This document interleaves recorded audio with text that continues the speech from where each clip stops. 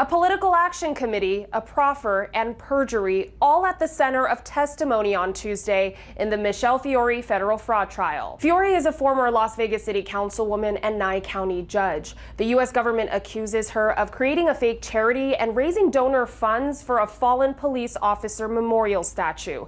They also allege she took cash from her campaign and political action committee, all for her personal gain. We need outsiders. One of the defense witnesses was Fiore's daughter, Sheena Siegel, who testified about helping her mother create a charity and keeping tabs on all of the expenses. But under cross-examination on Tuesday, federal prosecutor Alexander Gottfried asked Siegel about specific checks from Fiore's organizations to her personal accounts. Gottfried accused Siegel of receiving more than $83,000 from Fiore's city council campaign and over $212,000 from Fiore's PAC. Siegel is then asked about a $1,500 check written from Fiore's PAC account, and then she admits on the stand she could have written that check to herself. That's when Fiore's defense objected, the jury was excused, and then the judge advised, quote, "The witness had testimony that could incriminate her, so we have to get counsel for her." This is incredibly damning to Michele Fiore's case.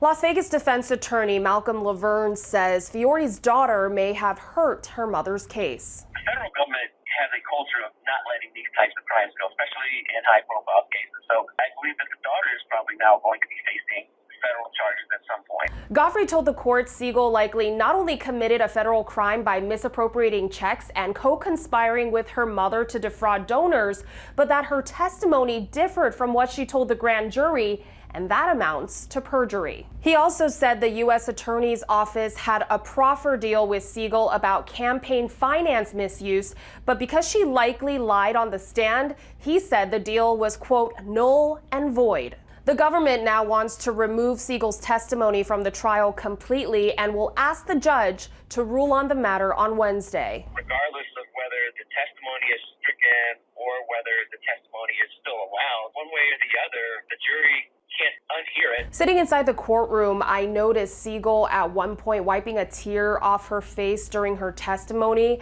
I've also noticed Fiore, and she appeared to be in high spirits during the entirety of this trial, but at the end of Tuesday, she showed some looks of concern.